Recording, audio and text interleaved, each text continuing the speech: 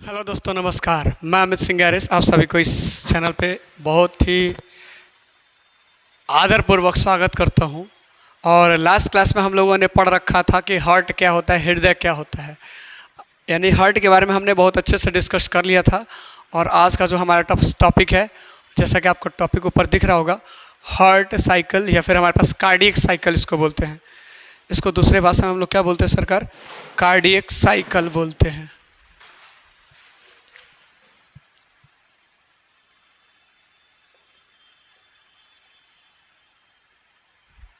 तो cardiac cycle क्या होता है, किसका होगा भाई? हार्ट का ही होगा ना। तो अगर हमारे पास एक हार्ट का एक ओवरव्यू और स्ट्रक्चर जहाँ से हम दिखा सके,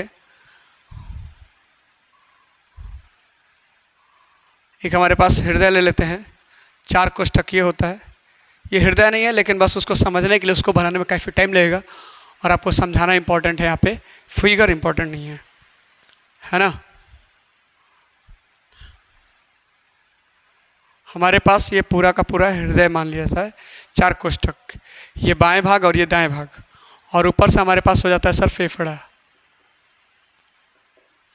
और नीचे हमारे पास ऊतक हो जाता है। अब चीज़ें बात करते हैं, क्या होता है सर जी? कार्डियक साइकिल क्या होता है? यानी कि हृदय के एक स्पंदन से दूसरे स्पंदन की शुरुआत तक जो हमारे पास पूरा साइकिल होता है, यानी एक बार हार्ट बीट किया, यानी कि हार्ट बीट करने में कैसे कहाँ से क्या क्या चीज़ हुआ, ये पूरे को हम लोग बोलते हैं एक हृदय चक्र। यानी कि एक हृदय स्पंदन के आरंभ से दूसरे स्पंदन के आरंभ के बीच की जो घटना होती है उसको हम लोग बोलते हैं हृदय चक्र या फिर हमारे पास कार्डियक साइकिल। ठीक है, ये चीज़ ध्यान रखिएगा। हमारे पास ये आपको लिखना, ये इस समय आप नोटिस कर रहे हैं कि मैं पहले लिख देता हूँ और तब उसको एक्सप्लेन करता हूँ, टाइम आपका बचता है। और दूसरी चीज़, आपको एग्जाम्स पॉइंट ऑफ व्यू से आप नोट भी कर सकते हैं इन चीज़ों को। क्या होता है सर जी कि हमारे पास संकुचन और शिथिलन बहुत अच्छे से बात किया है। अपने वास्तविक स्टेट में अगर कोई भी रहता है, कोई भी चीज़ रहता है, तो उसको बोलते हैं शिथिलन। अगर अपने वास्तविक स्टेट के विपरीत दिशा में रहता है, विपरीत अवस्था में रहता है, तो उसको बोलते हैं संकुचन। यानी कि हमारे पास यहाँ पे जो संकुचन चरण है ना सर, इसको हम यहाँ पे प्रकुंचन बोलते हैं, जिसको हम लोग इंग्लिश में बोलते हैं सिस्टॉल। और हमारे पास जो शिथिलन चरण है उसको हम लोग बोलते हैं अनुशिथिलन चरण, यानी कि इसको हम लोग बोलते हैं, क्या बोलते हैं? डायस्टॉल। ठीक है, डायस्टॉल। अब देखने की कोशिश करते हैं इस क्रिया में क्या होता है कि दोनों आलिंद, ये दोनों आलिंद है ना, ये दोनों आलिंद है,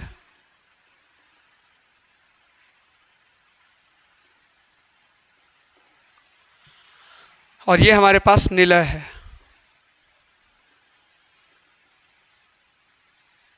दोनों आलिंद जो होता है सर, एक क्या होता है हमारे पास, प्रकुंचन करता है और शिथिलन करता है। दोनों आलिंद या दोनों निलय कैसे करता है, ये चीज़ बात करते हैं। तो इसी को हम लोग क्रमिक भाग में बांटने की कोशिश की, इसको 4 से 5 भाग में बांटे हैं। पहला हमारे पास सर जी संयुक्त डायस्टॉल। डायस्टॉल का मतलब होता है अनुशिथिलन चरण, यानी कि अनुशिथिलन यानी कि हमारे पास वो रिलैक्स स्टेट में चला जाता है।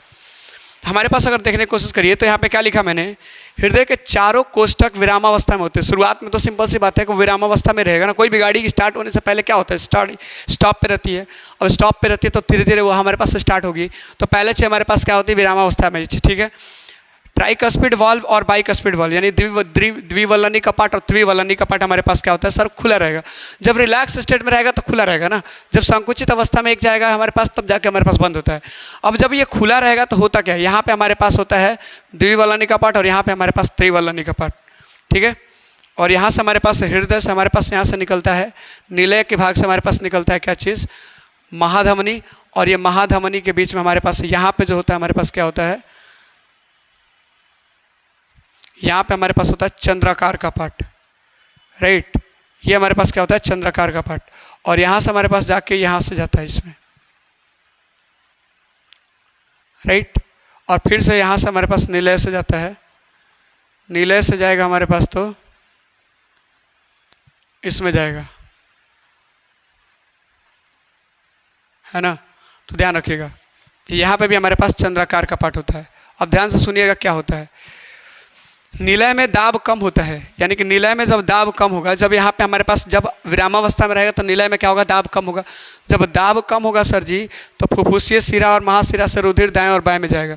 जब इसमें दाब कम रहेगा तो हमारे पास महाशिरा यानी कि जब यहाँ पे निलय में दाब कम रहेगा तो इधर से हमारे पास इसमें आ जाएगा, आलिंद में जाएगा। अब ध्यान से सुनिए, पूरा का पूरा प्रोसेस बताते हैं, उसके बाद बात करते हैं। जब ये हमारे पास दूसरी ऊपर वाले हिस्से की बात करें, जब ऊपर वाला हमारे पास प्रकुंचन अवस्था में रहता है तो ये शिथिलन अवस्था में रहता है, और जब ये शिथिलन अवस्था में रहता है हमारे पास तो ये प्रकुंचन अवस्था में रहता है। तो जब यहाँ पे हमारे पास दाब कम होता है, जब ये वाला दाब कम होता है, आलिंद में दाब कम होता है, तो यहाँ से हमारे पास कौन सा फुफ्फुसीय धमनी के माध्यम से हमारे पास इसमें आता है, रक्त इसमें आता है, आलिंद में आता है। आलिंद जब सिकुड़ता है, आलिंद जब सिकुड़ता है तो हमारे पास इसमें आएगा, यानी कि हमारे पास ये जो हमारे पास बाइकस्पिड वाल्व या फिर द्विवलनी कपाट हमारे पास क्या होता है, जब ये दबाएगा ना पूरा, तो ये पूरा का पूरा खुल जाएगा, कुछ ऐसे होता है। तो ऐसे जैसे ऊपर से दाब पड़ेगा तो ये पूरा का पूरा खुल जाएगा। कौन? द्विवलनी कपाट। तो द्विवलनी कपाट में जैसे हमारे पास हृदय रक्त आएगा, यहाँ से हमारे पास द्विवलनी कपाट से खुलेगा तो हमारे पास निलय में आएगा, और ये जब खुलता है तो इसका मतलब ये हमारे पास शिथिलन अवस्था में होता है। जब ये हमारे पास संकुचन में जाएगा तो ये शिथिलन में हो जाता है, यानी शिथिलन में ये आ जाता है और ये हमारे पास संकुचन अवस्था है। तो संकुचन अवस्था में जैसे आएगा यहाँ पे हमारे पास निलय में आ जाता है, और निलय जब हमारे पास सिकुड़ता है, जब निलय सिकुड़ता है यानी कि हमारे पास जब ये संकुचन करता है तो ये वाला हमारे पास द्विवलनी कपाट क्या हो जाता है, बंद हो जाता है, क्योंकि दाब बढ़ जाता है तो ये हमारे पास फटाक से बंद हो जाएगा और विपरीत दिशा में रक्त के प्रवाह को रोक लेगा। और लेकिन हमारे पास यहाँ पे अर्धचंद्राकार कपाट खुल जाएगा, और अर्धचंद्राकार कपाट खुलेगा तो हमारे पास महाधमनी से रक्त ऊतकों में चला जाएगा, ऊतकों में चला जाएगा। और यहाँ से हमारे पास क्या होता है सर, जब यहाँ से जब जाएगा तो यहाँ पे हमारे पास आएगा, तो उस समय अगर ये शिथिलन की अवस्था में है, अगर ये शिथिलन की अवस्था में है तो हमारे पास यहाँ से इधर जाएगा। अगर ये संकुचन अवस्था में है तो रक्त इधर से इधर प्रवाहित नहीं होगा। जब ये शिथिलन की अवस्था में आ जाता है तो ये ऊतक से हमारे पास अनॉक्सीकृत रक्त हमारे पास ये महाशिरा के माध्यम से आलिंद में जाता है, और आलिंद जब संकुचन करता है यानी प्रकुंचन अवस्था में सिस्टोलिक अवस्था में आता है तो हमारे पास निलय, ये हमारे पास त्रिवलनी कपाट खुल जाता है, और त्रिवलनी कपाट खुलने के परिणाम स्वरूप हमारे पास किस में चला जाता है, निलय में चला जाता है, दाएं निलय में, और दाएं निलय में हमारे पास रह जाता है। जब ये प्रकुंचन कर रहा है तो इस समय हमारे पास ये क्या होगा, शिथिलन अवस्था में होना चाहिए। जब ये संकुचन, ये हमारे पास प्रकुंचन करेगा, जब ये दबेगा तो हमारे पास ब्लड कहाँ पे आएगा, रक्त कहाँ पे आएगा, त्रिवलनी कपाट के माध्यम से आएगा निलय में। अब निलय में हमारे पास क्या होता है सर जी, निलय हमारे पास अगर फैलता है तेज से, निलय हमारे पास सिकुड़ेगा, अगर सिकुड़ेगा तो हमारे पास ये त्रिवलनी कपाट हमारे पास जो ऐसे था ना, ये आके लॉक हो जाएगा, और जब लॉक होगा तो हमारे पास यहाँ पे जो हमारे पास अर्धचंद्राकार कपाट है, ये अर्धचंद्राकार कपाट ऐसे खुल जाएगा, और इधर से रक्त हमारे पास चला जाएगा किधर, ये फुफ्फुसीय धमनी के माध्यम से फेफड़ा में। अब यही चीज़ों को बात करते हैं, यही पूरा का पूरा हमारे पास होता है। इसको क्या बोलते हैं हम लोग सर, कार्डियक साइकिल। कह रहे हैं सर जी कि फुफ्फुसीय शिरा और महाशिरा से रुधिर दाएं और बाएं आलिंद में जाता है, दाएं और बाएं निलय में जाता है, आलिंद के होते हुए दाएं और बाएं निलय में जाता है। सिंपल सी बात है, यहाँ पे दाब कम होगा, जब यहाँ पे दाब कम होगा तो हमारे पास निलय में आएगा, दाब यहाँ पे कम होगा तभी ना आएगा इधर से इधर। चलो ठीक है, निलय में महाधमनी से किसी प्रकार का रुधिर का बहाव नहीं होता है, निलय से महाधमनी में किसी प्रकार का रुधिर का बहाव कम। हाँ, सिंपल सी बात है कि जब यहाँ पे दाब कम होगा, निलय में जब दाब कम होगा तो रक्त का बहाव नहीं होता है, जब यहाँ पे दाब बढ़ेगा तब जाके इधर बहाव होगा। ठीक है, तो इस अवस्था को हम लोग क्या बोलते हैं सर, डायस्टोल। डायस्टोल में हमारे पास रक्त का बहाव हमारे पास निलय से महाधमनी में नहीं जाएगा, जब ये सिस्टोल वाला होगा तब जाके जाएगा। सीधे समझे में आई बात। दूसरी चीज़ एट्रियल सिस्टोल, यानी कि आलिंदीय सिस्टोल, आलिंदीय प्रकुंचन। ए से एन यहीं पे होता है ना, ए से एन द्वारा यहाँ पे एक्शन पोटेंशियल क्रिएट किया जाता है, और जिससे हमारे पास एट्रियम में संकुचन आ जाता है, यानी कि संकुचन आएगा। जब संकुचन आएगा तो क्या होता है, हमारे पास सारी चीज़ें स्टार्ट हो जाती है, यानी यहाँ से एक्टिवेशन स्टार्ट हो गई। वेंट्रिकुलर सिस्टोल, फिर से हमारे पास बात करें, अब ये हमारे पास संकुचन अवस्था में आएगा। निलय पर क्रियात्मक विभव कौन उत्पन्न करता है, एवियन। एसएन से मैसेज प्राप्त कर एवियन हमारे पास क्या करता है, क्रियात्मक विभव उत्पन्न करता है, और वो करने के परिणाम स्वरूप ये मैसेज को हमारे पास निलय के हर भागों में, इधर हर भागों में पहुंचा देता है बंडल ऑफ हिस के माध्यम से। और बंडल ऑफ हिस के माध्यम से जब पहुंचाएगा तो रक्त का प्रवाह शुरू हो जाएगा, निलय के पेशी संकुचित होना शुरू हो जाएंगी। और जब निलय के ये चीज़ संकुचित होगा तो ये जब संकुचित होगा तो इसके ऊपर वाला सालिंद, समानांतर आलिंद, ये आलिंद हमारे पास क्या होगा, विरामावस्था में हो जाएगा, विश्रामावस्था में। यानी कि जब ये संकुचन में तो ये हमारे पास विश्रामावस्था में, पहले आपको बता दिया है। दूसरी चीज़, वेंट्रिकुलर सिस्टोल निलयी भाग के में रक्त दब बढ़ाता है। मैंने बोला जब भी सिस्टोल होगा, जब भी प्रकुंचन होगा तो हमारे पास यहाँ के क्या होगा, यहाँ का रक्त यह क्या कर देगा, दाब को बढ़ा देगा। यानी वेंट्रिकुलर में हो रहा है तो वेंट्रिकल के दाब को बढ़ा देगा, यानी कि निलय में बढ़ा देगा, और अगर आलिंद में हो रहा है तो आलिंद में बढ़ा देगा।